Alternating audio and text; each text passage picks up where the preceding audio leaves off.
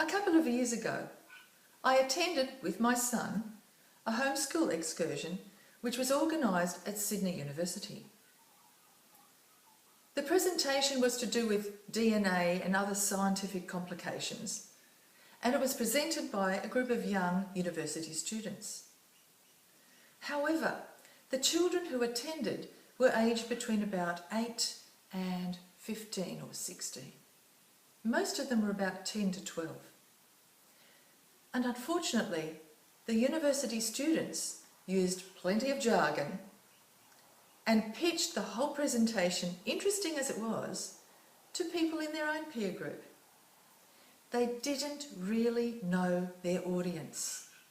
They didn't appreciate that the people who they were presenting their knowledge to were not like themselves, that they were different. They were children. They didn't understand the same words, the same language, and they weren't able to really grasp the message of the wonderful content that they were giving to these kids. Now, I ask myself, what would a group of postgraduate students like yourselves want to know about public speaking or oral communications, which is what this course is about? And I think, well, I imagine that most of this audience would like to know, most of all, how to get over nervousness or how to use nervousness well. And what to do with their hands and their body when they're giving an oral communication presentation. I imagine you'd want to know how to give a good seminar to fellow students or to any kind of audience, and how to organise your research data or your written material in a way that is palatable and easy to communicate. I imagine that you'd want to know how you might use different visual aids and use them in a helpful way to make your presentation more dynamic, easier for your audience to understand, and certainly not in a way that befuddles your audience. I imagine you might like to know how to summarise your material so that you can ask good questions and summarise the material of other presenters so that you can ask good questions and then be able to answer questions yourselves off the cuff at the end of any of your presentations. And I imagine that you would also like to know how to handle difficult questions, and how to handle difficult questioners. I suppose you'd like to know how to keep an audience interested and how to handle a difficult audience. Am I right? Are these the sort of things you'd like to know? Later on, we will be learning how to manage your speeches and put them into a concise, well-structured presentation. Later, we'll also be learning how to use our hands, our bodies effectively, and we'll have a workshop on speech construction. Already, you have had a presentation on how to be an effective listener and how to give good, helpful evaluations of your peers' presentations. And there's also already been a session about impromptu speaking, speaking off the cuff. In this presentation, we're going to speak about the audience, how to prepare and how to know your audience so that you can make a presentation that suits this particular audience. Ask yourself these questions. Why are you presenting this talk to this audience at this particular time? It is essential that you ask this question before you even begin to prepare your talk. Unless you know who your audience is and what they want from you and how you will best be able to deliver your message to them, you will have no guidelines upon which to prepare your speech. Who then is your target audience? Why do we need to know this? We need to establish the speaker-audience partnership so that your message will be heard and remembered. Knowing a little bit about your audience will help you to speak their language, and it helps them then to listen actively. Remember what we learnt in the active listening and evaluation session. So how then do we find out this information about the audience? Well, the most obvious thing would be to ask the person or the people who invited you to come and present in whatever the situation is. Another obvious way is email messages. If you have the opportunity, as I would have with you, I could email you or find out more about you on the discussion board. So if it is possible to communicate with your audience beforehand, you could do that. I was once giving a speech about education funding. I think I've mentioned it before. And I was very interested to know where my audience stood on the topic before I came to give the speech or before I even started to write. What can I do to find out? Well, I was able to be in touch with the audience, and so I went on to SurveyMonkey, which is available to anybody, and I presented a 10-question survey, which is free, so that I could find out from the audience where they stood on the topic. Then I was able to prepare a much more suitable presentation that was tailor-made for these particular people. And the other advantage was I already knew some of the questions that they might ask me at the end. You can go to public opinion sites.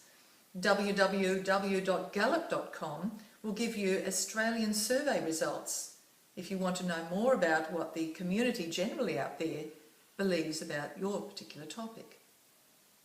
Or you might prepare something similar to what I've done for you and have a before questionnaire to find out what people think about your particular topic, as I've done for you, to find out what you believe about oral communications. In your case, I also have your speaker's CV and I have your peer introductions, so I already know a little bit about you, and that will help. Let's talk a little bit about different aspects of the audience background. This summary can be found in Module 4 under Know Your Audience. What will suit a general postgraduate audience? What sort of jargon might I be able to use? Or perhaps they're totally non-experts and I can use no jargon at all. You need to find out the answers to the following basic questions. First of all, what is the age range of your audience? Because you might speak differently to, for example, retirees than you would speak to school students. Aristotle found these things, and these things are still relevant. Young people generally are pleasure-loving. They are optimistic, impulsive, they are trusting and idealistic, and they are easy to persuade. Whereas older people are more set in their ways. They tend to be sceptical and even cynical. They are more concerned with maintaining the comfort they have. Aristotle found that people who are in the prime of their life have more of a balance between the other two, the young and the older. They are confident yet cautious, and they tend to judge with facts in a moderate way. Now, this was true for the people in Aristotle's time, and it's no different today. We ask ourselves about the gender of the audience. Why is this important? Well, in our presentation, we just need to be careful of stereotypes. For example, I might talk about the ability for women to multitask, but the men in the audience might not appreciate that. So perhaps I'll refrain, unless I know that my particular audience has no problem with me discussing these sorts of things. The cultural background of your audience is another thing worth finding out. I was once at a place where somebody gave a presentation that I had to evaluate. This lady, who was herself of ethnic origin, and I won't say what, but she made this broad sweeping statement, and she said, all white people can avoid suffering. Now, this was a core part of her presentation, and the aim of her presentation was meant to be to inspire her audience. And she stands there, she was a non-white lady, and says to her audience, all white people can avoid suffering. And what this lady didn't realise, but what I found out afterwards, after my evaluation, in which I said that this was something she should be cautious about because it might just offend some of the people in the audience. After I delivered that evaluation, a couple of visitors that day came to me and thanked me for saying that. These two ladies who thanked me were people who had survived Auschwitz. They were concentration camp survivors.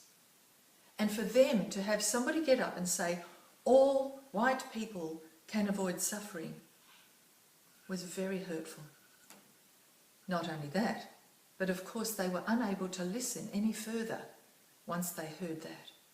You see how important it is to know the cultural background of your audience and not to make any sweeping statements, particularly if you might not know that much about your audience. Now, we also need to know a little bit about our audience's education. That could be helpful. How much do they already know? I was once asked to give a series of technical presentations explaining a software package, and I had to take in laptops, 10 laptops, and have 10 people sitting at laptops, and this was not a mouth-on but a hands-on session.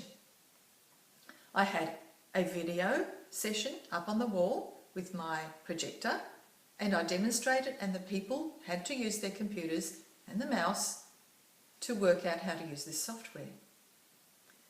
The interesting thing was that some of my audiences had people like you and me who are reasonably efficient and happy to use computers. There were some people in the group who could have written the program for themselves. But there were also some elderly people for whom the idea of a mouse was simply a squeaky little animal with a tail. And I actually had to hold their hands on the mouse and to help them and guide them to click on the various things because they couldn't hold it still long enough to do so. It was very important for me to understand the variety of people in that audience, and the only way I could know was to ask the question at the beginning before I began presenting, or certainly before I expected the hands-on component of the course to begin. The level of education of your audience will affect your approach, your wording, and the focus of your entire presentation. The more educated people tend to have a more extensive general knowledge. They tend to be more curious, and they tend to be more open to new ideas. They're open-minded. They're aware of alternative viewpoints to their own. Beware of this. You need to be well prepared. Generally, there are three types of audiences. There's the general audience, the audience who has no background whatsoever about your topic. I remember one of my past students, a wonderful Polish young gentleman called Szymek. Szymek studied pure maths, and he had an audience of people who had not studied pure maths. In fact, the audience in this student group was quite diverse. There were people from the School of the Environment, there was an astrophysicist, and there was Szymek. Szymek got up and gave his presentation with a lot of detailed PowerPoint and spoke about his topic in his own language, which none of us understood. When it came to the question time of his presentation, nobody put up their hands. There was no question, because none of us had understood any of what Szymek gave enough to be able to ask any question except, could you tell us that again? So the students together with me recommended to Szymek that he do that presentation again the following week. But this time we said, Szymek, can you somehow use language that we all understand? Can you use perhaps a metaphor of something that everybody knows about? Well, the following week, dear Shemek came back and he gave that same presentation, this time using language of cooking. He had colourful slides with photographs of meals and food, and the rest of us sat there with "ah" on our faces. Yes, if you are giving a presentation to a general audience who knows nothing about your topic, use language that everybody understands. The second type of audience is what we might call a common audience. People who have an interest in your topic, but no expertise. When I gave my speech about education funding, I knew my audience would have an interest in it. But I also knew that most of them really had no expertise. They didn't know all the facts and all the figures. They didn't know the difference between state funding in Australia and federal funding in Australia for private and Catholic schools. And this was what I wanted to explain to them. And so I had to allow for the fact that there were some things they didn't know, even though they had a general interest.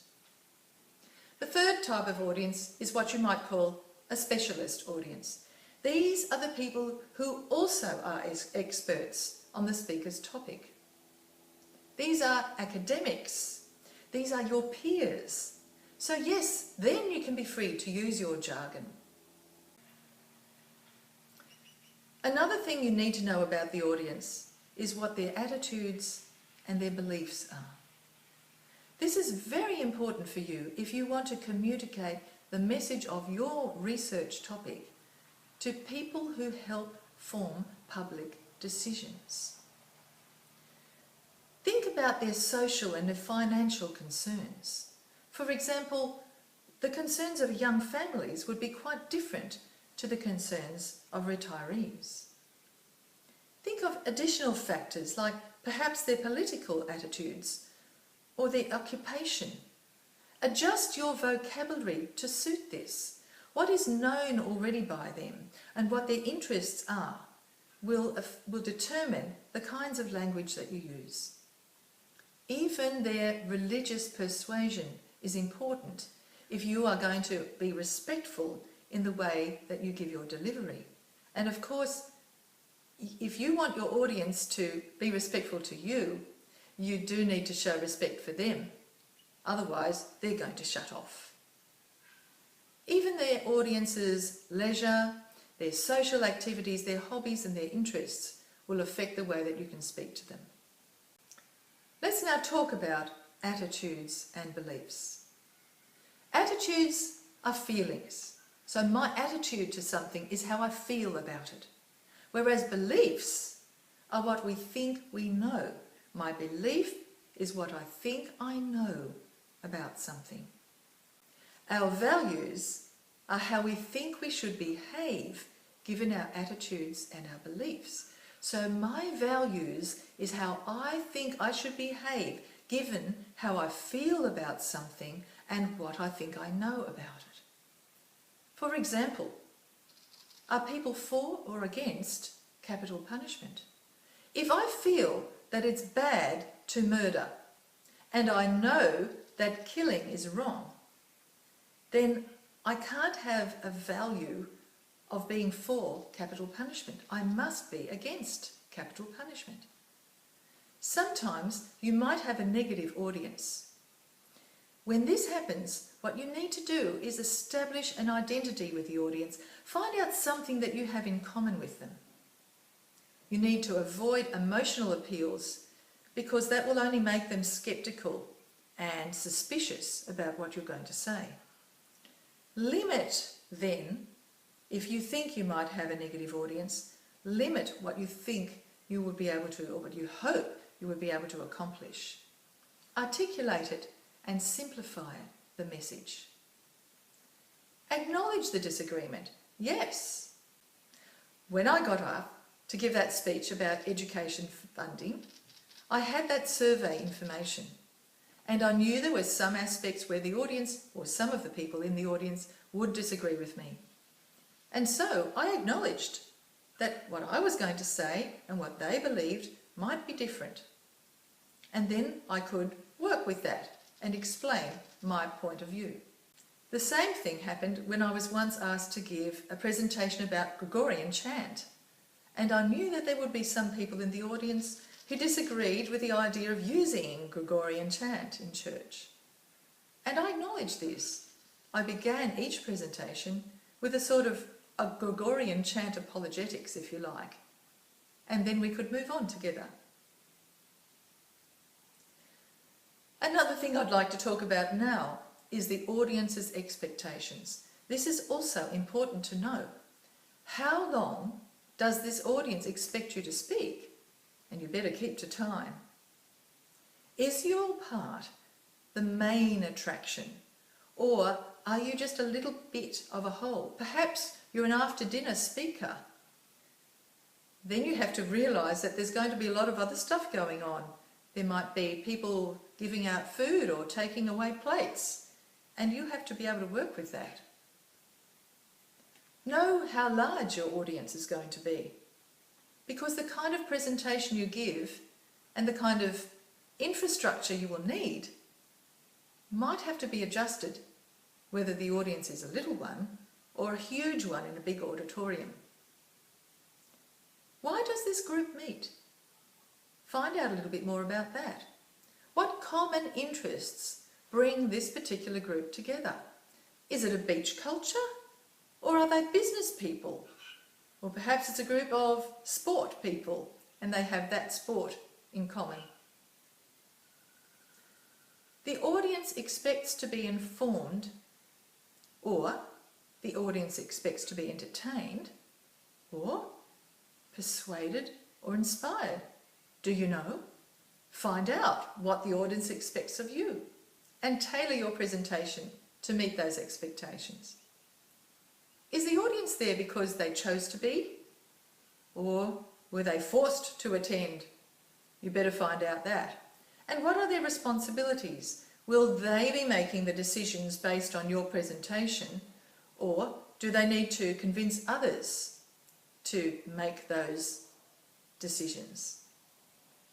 Will they want to ask questions of you at the end? If so, you will need to allow time for that as part of your presentation. Another thing you need to find out about is the venue itself and the resources contained therein. Practical considerations. Where are you speaking? Whenever I am asked to give a presentation, I make a point of, if I don't already know the venue, going there the week before or a few days before, so I can have a bit of a look around and ask around, find out where things are. If I need a microphone or if I don't. If I need a lectern or don't. What are the limitations of the room? I've given presentations where there were two great pillars in the middle of the room, and I had to make sure that none of my audience were going to be sitting on the other side of the pillar where they couldn't see me. How large will the room be where you're in? Are you going to use all of it? Or perhaps you'll gather your audience to the front so that you can better connect with them. Will the audience be in rows of chairs, or will they be at tables? Or maybe they'll even be standing up. You need to know about all of this. I once gave a presentation, in fact a whole series of presentations, in a science lab with lots of white noise. I had to make sure that either I could let my voice be louder, or we could switch off the white noise, or gather the people in the audience closer to me when I was speaking to them. All this reminds me of a speech I once attended given by Bryce Courtenay, the famous Australian author who died not very long ago. Bryce is a dynamic speaker. He likes to move around a lot when he gives his presentations, and he tells lots of stories, of course, he's an author. He spoke about himself and his own family, and at one point he even threw himself on the floor as part of his presentation. But Bryce was very uncomfortable in this particular instance, because the stage that he was given upon which to stand had a huge, immovable lectern. It was big. There was no space for Bryce to stand in front of the lectern. He had no notes. He spoke not off the cuff, but he knew his presentation quite well. He'd probably given that speech many, many times before. Bryce didn't need or want a lectern. And the effect was, because he moves around such a lot as part of his speech, that he had to stand on this side of the lectern and then run around and stand on that side of the lectern. And I found, as a member of the audience, this was very off-putting, to have somebody run around from side to side like this. Now, I don't know what Bryce could have done, but I think if he'd known the kind of stage he was going to operate on in advance, he might have asked either if that huge lectern could be removed or pushed to one side, or indeed if he could have had the whole room changed around and stood somewhere else. Or maybe the tables and chairs could have come back a little and he could have stood down on the floor because the stage wasn't very high. Will you be on the stage or on a podium?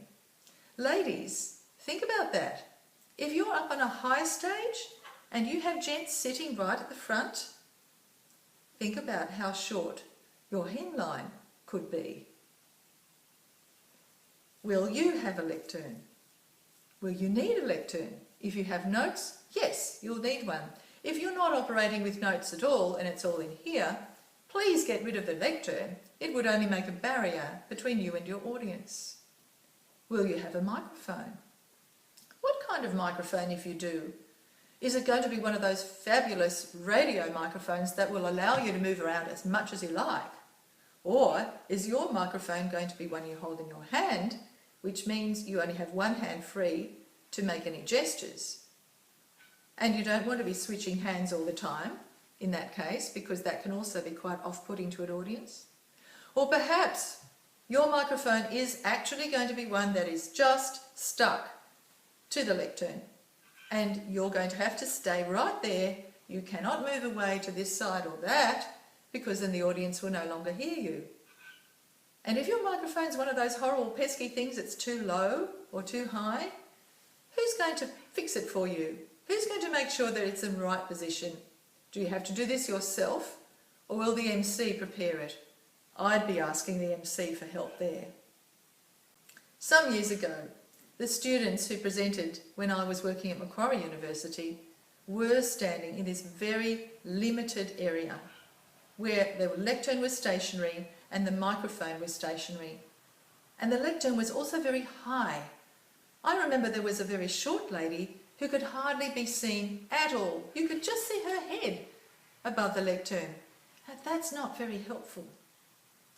And at the same presentation, some of the students chose to give PowerPoints. Now, those who were able to remove themselves from the lectern and stand right out in the middle ended up standing in the field of projection for the PowerPoint. And they were blinded, they looked uncomfortable, and they also spoilt what the audience could see of the presentation. These are all things to know about in advance. You don't want to have to be worrying about them once you start your speech. Speaking of all these sorts of things, what sort of visual aid infrastructure is available? What have you got? A screen or a blank wall? Or nothing? Do you perhaps need to turn the seating arrangements around, as I once had to do in one of my Toastmasters clubs, where there were curtains all on the one side and a stage down the end, and the club was used to always facing that way, looking at the stage. But I had a PowerPoint presentation, and at that point, my club didn't yet have a screen. And so when I arrived, I asked the MC if we could please, for this night, turn the whole room around to face the other side where there was a blank wall, because I wanted to be able to project on there. It took advanced planning on my part. I had to think ahead, know the venue, and then do something about it to make it suit the presentation that I was going to give. Sometimes I don't trust the visual aid material at a venue, and I always, if I'm projecting something, like to bring my own data projector along, at least as a backup, to make sure that if the data projector at the venue has a problem, I won't have a problem. Another thing to consider is the occasion of your speech. Is it a formal occasion, a solemn occasion, or is it a casual occasion? And why is this important? you need to consider what kind of attire, what kind of dress will be appropriate for you to wear. And you do want to look professional. Just as for a job interview, think of the rule of thumb to dress up just a little bit better than what you expect most of the audience would be wearing, because you are the star. As we've said before, think about if there's a meal, and if there is a meal involved, are you speaking before, which would be better, or are you speaking after the meal when everybody's energy is going out of their brain into their digestion process? These are important things to know. Are there other speakers apart from you? And if so, what is the order of speakers? Are you first or last or somewhere in the middle? Are you a featured speaker or not? You need to know. Always keep it simple. Have a simple take-home message which you'll repeat at the end for your audience to remember and take home with them. Always tell a story, or 2 or 3. In particular, if your presentation is a technical one. Why? Well, technical presentations can sometimes be just a little bit too much to digest. And if you can break it up with a story, I'm talking about a relevant story that has to do with what you're talking about, then it will break it up for the audience. And people love stories. You can tell a story about yourself or someone you knew, providing that it links in with the topic that you're giving. Always share personally. If you share from your heart and share from your passion and from your belief and conviction, then the audience will be connected to you.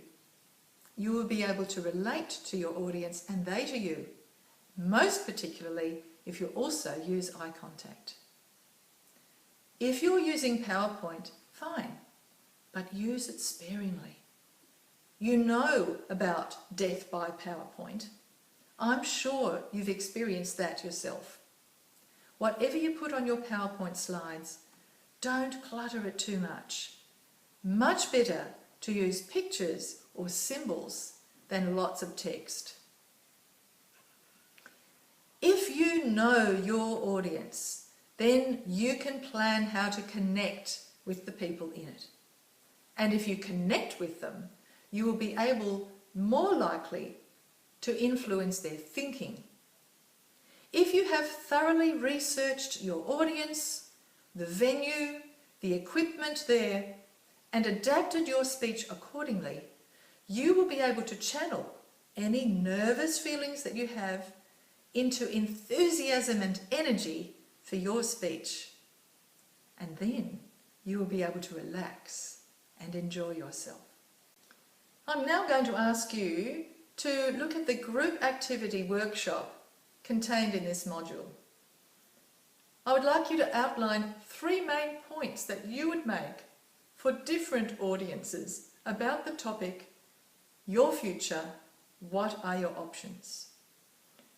The material that you present may relate to the material from your written communication modules if you wish. And I would also like you to describe any visual aids that you would use if it's relevant. So notice this is not a presentation I'm asking you to give.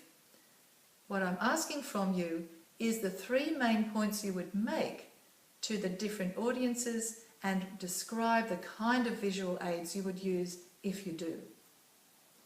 The different audiences are given in Module 4 in that section, and they are high school students, young professionals, a bushland regeneration group, young parents, and retirees. All different types of audiences.